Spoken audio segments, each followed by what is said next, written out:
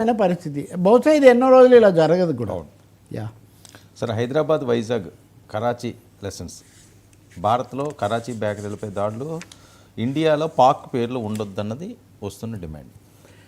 సరే, ఏదో 6 నెలల సామ్ చేసి అవ్వని కొట్టాడని కరాచీ బేకరీ మీద నిన్న కూడా మనం మాట్లాడాం. కరాచీ బేకరీ ఏమో హైదరాబాద్లో, కరాచీ వాళ్ళ రీటైల్ స్టోర్స్ ఏమో వైజాగ్లో. మీకు బాగా తెలుసు కదా.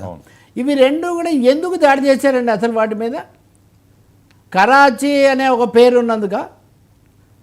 అలా అయితే ఇప్పుడు హైదరాబాద్ అనేది అక్కడ ఉంది, ఇక్కడ ఉంది. పంజాబ్ అనేది అక్కడ ఉంది, ఇక్కడ ఉంది. ఇప్పుడు బంగ్లాదేశ్ అంటే బంగ్లా భాష భారతదేశంలో కూడా ఉంది. భాషలు, మనుషులు ఇవన్నీ. ఈ కరాచీ బేకరీ నేపథ్యం ఏంటండి? ఆయన అసలు సిసలు ఆయన అక్కడి నుంచి వచ్చి 1953లో కరాచీ బేకరీ పెట్టి సింధ్ ప్రావిన్స్, సింధులో హిందూ కుటుంబం వాళ్ళది. అద్వానీ గారు కూడా సింధే కదా మాటకు వస్తే.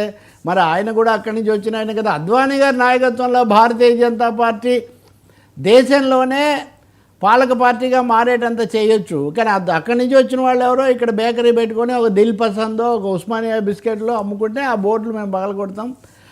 నేను చూసే తర్వాత బీజేపీ నాయకులు కొంతమంది మాకు సంబంధం లేదని చెప్పారు. కానీ ఆ రోజు అక్కడ దాడి చేసిన వాళ్ళలో విహెచ్పికో లేకపోతే వాళ్ళ పరివారకు చెందిన వాళ్ళు ఉన్నారు. మనతో చర్చల్లో పాల్గొన్న మిత్రులు కూడా కొంతమంది అక్కడ కనిపిస్తున్నారు. ఇదే అనుకుంటే ఇది కాకుండా మళ్ళీ వైజాగ్లో కరాచీ వాళ్ళు కిరాణా సరుకులు అమ్మేవాళ్ళు అండి. పాపం అమ్ముతున్నది అలా పెరిగి 1980లో సిరిపురంకు మారి అక్కడ అది కిరాణా వాళ్ళ పెద్ద డిపార్ట్మెంటల్ స్టోర్గా మారి మంచి పేరు వైజాగ్లో వీళ్ళంతా వెళ్తుంటారు. ఆయన కూడా హిందూ కుటుంబమే. అది 1949లోనే, దీనికంటే ముందు. సో వైజాగ్లో అయినా కానీ హైదరాబాద్లో అయినా కానీ ఏ కారణం వల్ల దాడి చేశారు? ఈ ధోరణి ఎక్కడికి దారితీస్తుంది? అద్వానీ గారిని ఏం చేస్తారు? అద్వానీ గారికి వీళ్లకు తేడా ఏంటి? ఒక ముక్కలో చెప్పాలంటే వాళ్ళ పేర్లు కూడా చతుర్వాణి. ఆయన వైజాగ్, ఆయన పేరేమో చతుర్వాణి. ఈయనకు పేరు కూడా అటువంటిదే. ఇక్కడ ఉన్నాయింది కూడా. దేన్ని చేస్తున్నారు అంటే విద్వేషము, అసహనము ఒక పేరుతో రెచ్చగొట్టడం జరిగితే ఎక్కడికి దారితీస్తాయి అవి అన్నది.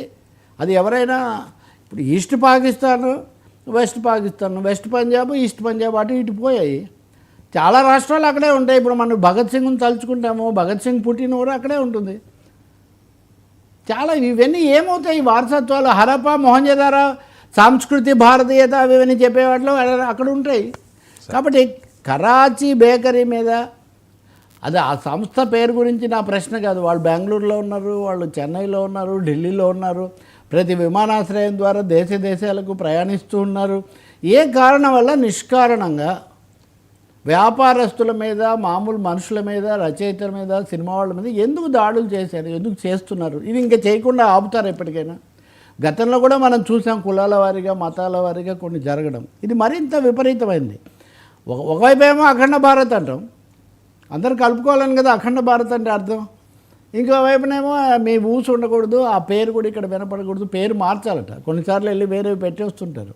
అలా జరగలేదు. కానీ ఈ విషయంలో ఇది పెద్ద గుణపాఠంగా తీసుకోవాల్సిన అవసరం ఉంది. తెలుసో తెలియకో ఈ ధోరణులను ప్రోత్సహించే ప్రతి వాళ్ళు కూడా కొంచెం కనువిప్పు కలగాల్సిన అవసరం కూడా ఉంది. సార్, అమరవీరులపై